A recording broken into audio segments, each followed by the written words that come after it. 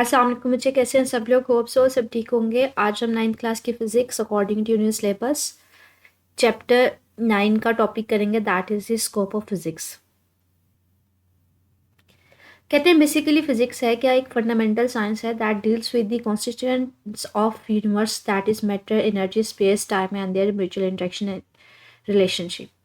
कहते हैं basically physics की इम्पोर्टेंस ये है कि ये एक हमारे पास फंडामेंटल साइंस है जिसमें आप स्टडी करते हो कि जो यूनिवर्स है वो किन चीज़ों से बनी है, जो कि हमें पता है, या हम स्टडी करेंगे मैटर, एनर्जी, स्पेस, टाइम, इन और ये सारी चीज़ें किस तरह से एक दूसरे के साथ इंटरेक्ट कर रही हैं और इन सब का आपस में रिलेशन क्या है।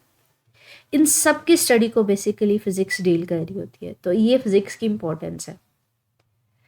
कहते हैं इट्स ट्राइव्स टू अंडरस्टैंड, इस चीज़ की कोशिश की जा रही है कि समझा जा सके कि जो यूनिवर्स है वो किस तरह से काम कर रही है, किस तरह से दिन रात आ रहे हैं, वेदर चेंज हो रहे हैं, किस तरह से गाड़ियाँ चल रही हैं, सारा कुछ फ्रॉम द स्मॉलेस्ट सब एटॉमिक पार्टिकल से लेके लार्जेस्ट गैलेक्सीज तक, इन सब को अंडरस्टैंड करने की जो है वो कोशिश की जा रही है, फिट की जा रही है।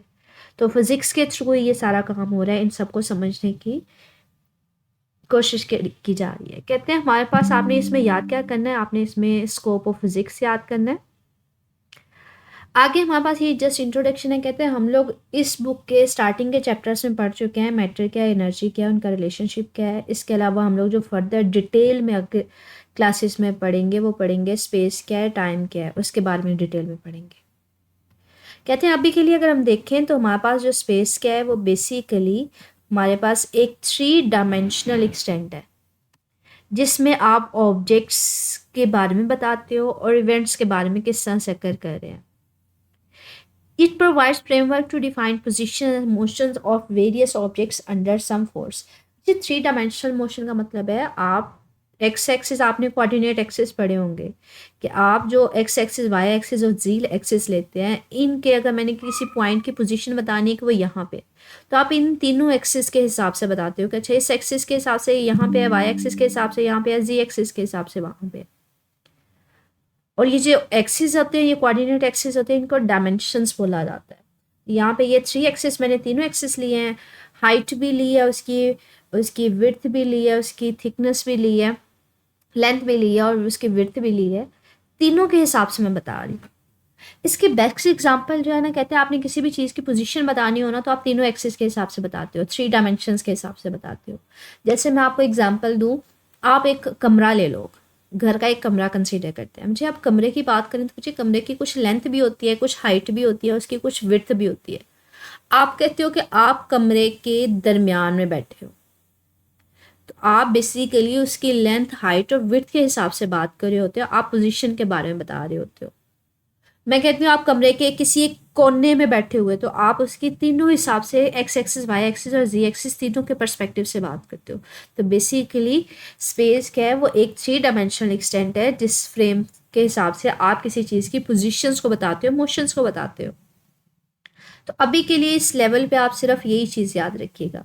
उसके अलावा कहते हैं जो टाइम है वो मेजर कर रहा होता है सीक्वेंस और ड्यूरेशन ऑफ इवेंट्स, के टाइम से हमें पता चल रहा होता है कि कौन सा इवेंट पहले हो रहा है, कौन सा बाद में हो रहा है, किसी इवेंट के होने में कितना टाइम लग रहा है। जैसे मैं कोई सेरेमनी कंडक्ट करवाती हूँ, कोई प्राइज डिस्ट्रीब्यूशन का इवेंट करवाती हूँ, उसके बाद उसमें इवेंट में क्या करती हूँ, पहले मैं नात ख़वानी करवाती हूँ, फिर नात कंसीडर करती हूँ, फिर मैं कुरान ख़वानी करवाती हूँ या तिलावत करवाती हूँ। तो आपके पास टाइम बता रहा होता है कि किस तरह से आप सीक्वेंस कर रहे हो चीज़ों को, और हर एक चीज़ जो आप करवा रहे हो तिलावत में, नात में, कितना टाइम लग रहा है। तो टाइम बेसिकली ये दो चीज़ें बता रहा होता है। कहते हैं इसको 4th डायमेंशन बोला जाता है। स्पेस के लिए आपको 3 डायमेंशन चाहिए होती हैं, एक्स, वाई और जी, और जो टाइम है ये भी हम कह रहे हैं फिजिक्स में इसको 4th डायमेंशन कंसीडर किया जाता है।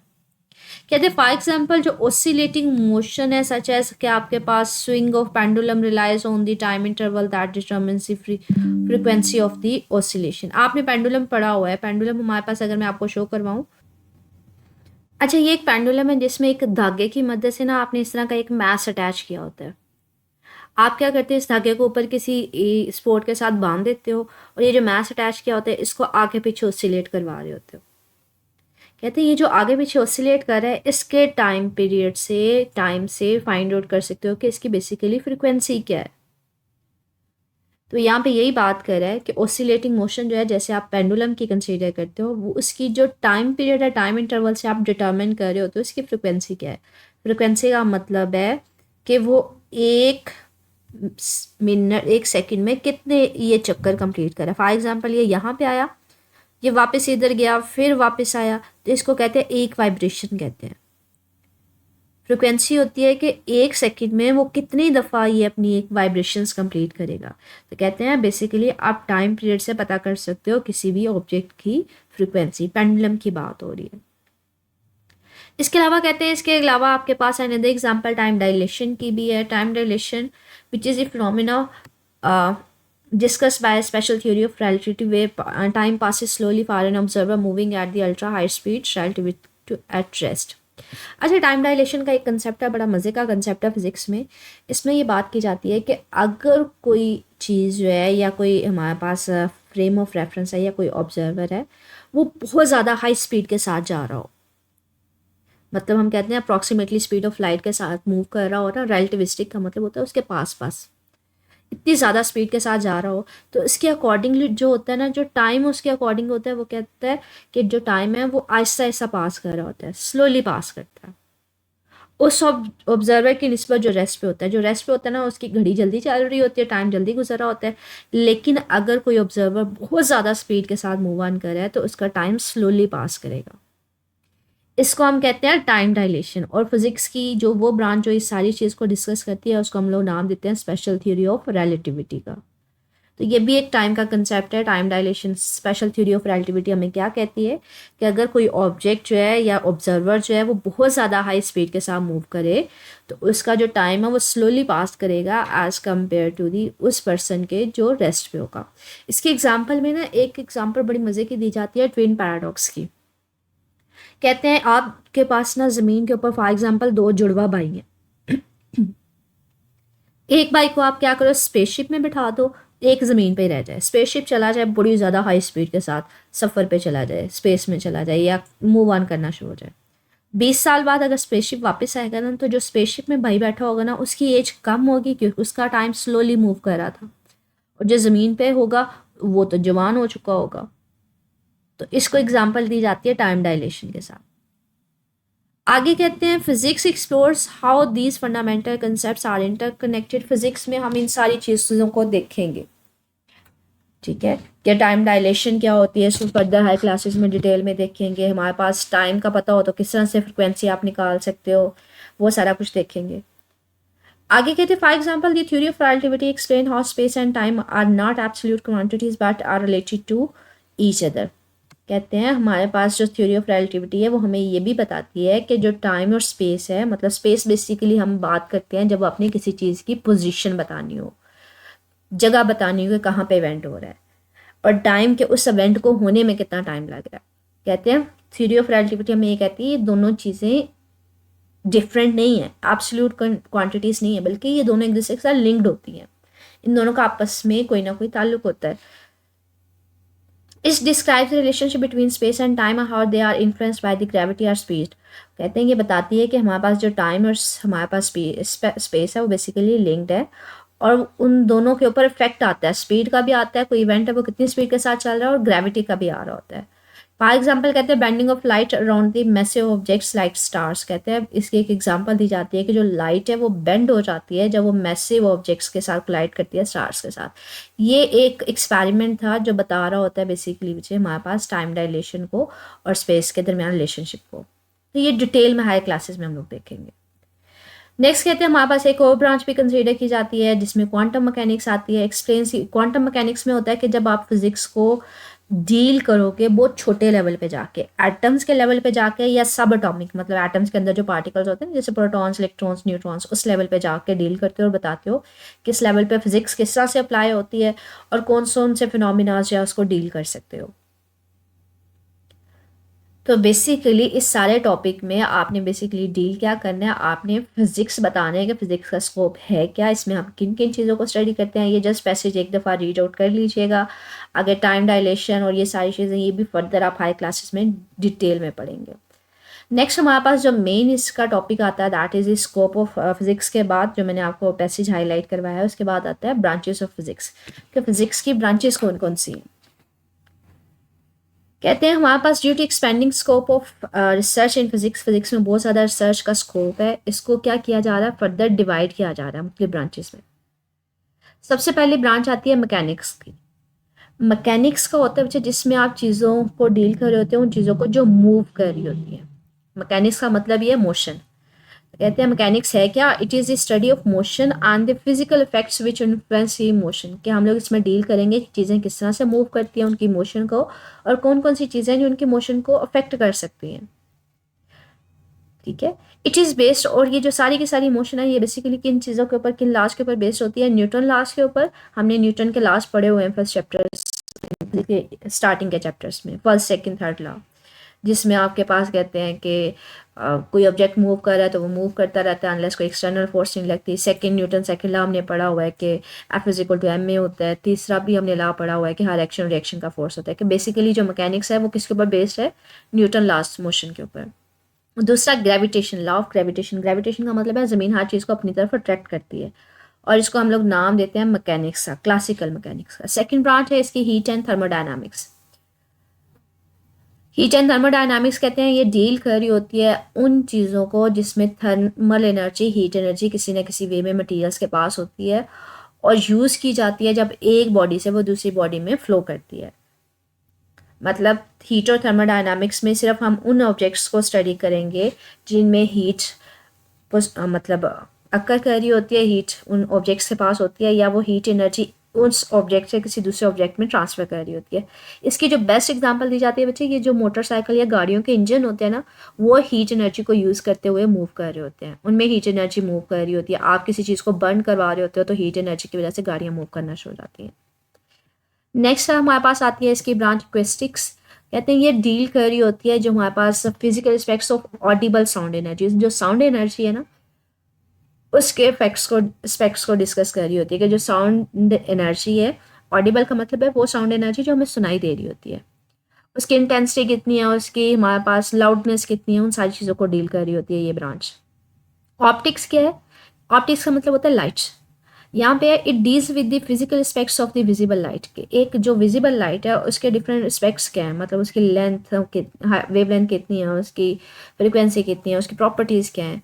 जैसे ये डिस्पर्शन ऑफ लाइट है कि लाइट अगर प्रिज्म के ऊपर वाइट लाइट फॉल करती है, जो वाइट लाइट जो होती है ना वो 7 कलर्स का मिक्सचर होती है, जब वो प्रिज्म के ऊपर फॉल करती है तो वो वाइट लाइट अपने डिफरेंट 7 कलर्स में डिस्पर्स हो जाती है।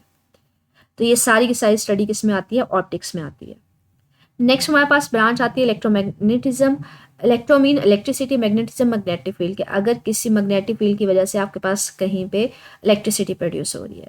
It is the study of electromagnetic phenomena and the mutual relationship between the electric current and magnetic field, के इसमें आप डील करते हो कि इलेक्ट्रिक करंट और मैग्नेटिक फील्ड में क्या रिलेशनशिप है, किस तरह से अगर कहीं पे मैग्नेटिक फील्ड चेंज हो रही हो तो वहाँ पे इलेक्ट्रिक करंट प्रोड्यूस हो जाती है। जैसे ये एग्जांपल है कि हमारे पास मैग्नेट्स रखे हुए हैं नॉर्थ और साउथ पोल, यहाँ से मैग्नेटिक फील्ड मतलब प्रोड्यूस करवा रहे हैं, इसके दरमियान मैंने एक कॉइल रख दिया, अगर ये कॉइल रोटेट करेगी ना तो इस कॉइल में ऑटोमेटिकली करंट प्रोड्यूस हो जाएगी। तो यहाँ पे यही कह रहे हैं करंट प्रोड्यूस हो जाती है अगर ये कॉइल रोटेट करती है इन मैग्नेट्स के दरमियान। तो ये सारे किस ब्रांच में स्टडी किया जाएगा, क्यों करंट प्रोड्यूस हो रही है, किस वजह से हो रही है, कैसे हो रही है और कितनी हो रही है, इलेक्ट्रोमैग्नेटिज्म में कंसिडर किया जाएगा। क्वांटम मैकेनिक्स होती है बच्चे, क्वांटम मैकेनिक्स होती है जिसमें आप, क्वांटम का मतलब होता है वो छोटे लेवल पे जाके, जब जहाँ पे आप एटम्स और सब एटॉमिक लेवल पे जाके चीज़ों को स्टडी करते हो। यहाँ पे यही बात करें तो explain the behaviour of particle, जिसमें आप पार्टिकल्स को स्टडी करोगे किस लेवल पे जाके, एटॉमिक और सब एटॉमिक लेवल पे, कि एटम है उसके अंदर कौन कौन से पार्टिकल्स हैं, एटम सॉरी इलेक्ट्रॉन्स है, न्यूट्रॉन्स है, प्रोटॉन्स है, वो किस तरह से बिहेव करते हैं, उन सबको स्टडी करेंगे। रिलेटिविस्टिक मैकेनिक्स है, रिलेटिविस्टिक का मतलब होता है जिसमें आप चीज़ों का कंपैरिजन करेंगे, मतलब जिनकी स्पीड बहुत ज़्यादा हाई होती है। कहते हैं it explains how space and time are not absolute quantities. इसमें देखेंगे कि जो स्पेस और टाइम है वो हमारे पास एब्सोल्यूट क्वांटिटीज़ नहीं होती, बल्कि वो डिपेंड कर रही होती हैं ऑब्जर्वर के ऊपर, रिलेटेड होती है ऑब्जर्वर से। ये रिलेशनशिप बता रही होती हैं। इस ब्रांच में बताएंगे कि स्पेस और टाइम किस तरह से इंटरलिंक्ड होते हैं और उसके ऊपर इफेक्ट क्या आता है ग्रेविटी का और स्पीड का, कि अगर कोई चीज़ है उसकी स्पीड रिलेटिविस्टिक स्पीड है तो उसकी स्पीड और टाइम स्पेस में किस तरह से वो अफेक्ट करेगा। न्यूक्लियर फिजिक्स है कि जिसमें हम न्यूक्लियस को स्टडी करेंगे। हमें पता है आटम जो है वो किस चीज़ से कंपोज होता है, इलेक्ट्रॉन्स बाहर घूम रहे होते हैं, सेंटर में न्यूक्लियस होता है। न्यूक्लियर फिजिक्स में हम सिर्फ और सिर्फ न्यूक्लियस को स्टडी करते हैं कि न्यूक्लियस की प्रॉपर्टीज़ क्या है। पार्टिकल फिजिक्स क्या बच्चे, हमारे पास पहले ये कंसीडर किया जाता था कि इस न्यूक्लियस के अंदर प्रोटॉन और न्यूट्रॉन होते हैं और बाई इलेक्ट्रॉन घूम रहे होते हैं। बाद में ये डिस्कवर हुआ नहीं, जो इसके अंदर न्यूट्रॉन होते हैं उसके अंदर भी पार्टिकल्स होते हैं जिसको क्वार्क्स का नाम दिया जाता है, ठीक है, अप और डाउन क्वार्क्स होते हैं इसमें। पार्टिकल फिजिक्स क्या है, ये बेसिकली स्टडी है सब एटॉमिक पार्टिकल्स के, जो न्यूट्रॉन्स के अंदर वाले पार्टिकल्स होते हैं जिनको एलिमेंट्री पार्टिकल्स भी हम कंसीडर कर सकते हैं, या उन सबको स्टडी करेंगे, ठीक है। बिल्डिंग ब्लॉक जो बेसिक होते हैं जो किसी भी मैटर में पाए जाते हैं। नेक्स्ट हमारे पास है branch that is the astronomy, कहते हैं स्टडी है distribution of celestial bodies like planet stars और गैलेक्सीज। ये हमें बताता है कि ये किस तरह से यूनिवर्स में डिफरेंट स्टार्स गैलेक्सीज और प्लैनेट्स जो है वो किस तरह से पाए जाते हैं, डिस्ट्रीब्यूशन कहाँ कहाँ पे पाए जाते हैं, उनके प्रॉपर्टीज़ को स्टडी किया जाता है। नेक्स्ट है कॉस्मोलॉजी, वो कहते हैं it's explores the large structure and evolution of the universe के। इसमें बताया जाएगा कि हमारे पास जो यूनिवर्स के लार्ज स्ट्रक्चर को बताया जाता है और किस तरह से जो यूनिवर्स है वो हमारे पास एग्जिस्ट कर रही है, किस तरह से ये हमारे पास इसकी एवोल्यूशन मतलब टाइम के साथ साथ किस तरह से इसमें तरक्की हो रही है, या so on. Solid state physics, solid का मतलब होता है जिसमें आप सॉलिड चीज़ों को डील करते हो। हम लोगों ने पढ़ा हुआ ना मैटर की यूजुअली 3 टाइप्स होती हैं, सॉलिड, लिक्विड और गैस। सॉलिड का मतलब होता है जो हार्ड मटेरियल होता है। It is the study of some specific properties of matter in solids, के मतलब इनमें सिर्फ और सिर्फ उन मैटर्स को स्टडी करेंगे जो सॉलिड होते हैं, ठीक है। जैसे ये सॉलिड है कोई भी चीज़ है तो उसको हम लोग कंसिडर करते हैं। अच्छा, ये शॉर्ट क्वेश्चन है, अभी हमने टॉपिक पढ़ा what is this scope of physics and उसके ब्रांचेस पढ़ी। तो ये शॉर्ट क्वेश्चन है आपके पास एक्सरसाइज का। व्हाट इज़ ये फिजिक्स ऑल अबाउट, ये आपने उसका स्कोप ऑफ फिजिक्स का जो मैंने पैसेज हाईलाइट करवाया था वो है, और कोई 1-2 ब्रांचेज या 3-4 जो भी आप नेम लिखना चाहें वो लिख सकते हैं। मैकेनिक्स का लिख सकते हैं और इसके अलावा सॉलिड स्टेट फिजिक्स लिख सकते हैं, जो आपको याद रहे। इसी तरह से हमारे पास कंप्रिहेंसिव क्वेश्चन हैं जो लॉन्ग क्वेश्चन हैं। बस लॉन्ग क्वेश्चन है describe the scope of physics, मैंने आपको हाईलाइट भी करवा दिया, बता भी दिया, वो आप बताएंगे और आपने मेन ब्रांचेस ऑफ फिजिक्स बतानी है। कोई आप रैंडमली अब आपने लॉन्ग क्वेश्चन में आपने सिर्फ उनके नेम नहीं लिखने बल्कि उनको एक्सप्लेन करना है, जो आपके पास उसमें गिवन है ना एक्सप्लेनेशन, तो आप मर्जी की कर सकते हैं 4-5, ठीक है। ये आपके पास लॉन्ग क्वेश्चन भी कवर हो गया इस टॉपिक में, और शॉर्ट क्वेश्चन ये आपके पास क्वेश्चन हैं कि किस तरह से पूछे जा सकते हैं, ठीक है। स्टिल इससे रिलेटेड बच्चे मेरे पास आपने कोई क्वेश्चन पूछना हो तो कमेंट सेक्शन में पूछ लीजिएगा। ओके, अल्लाह हाफिज़।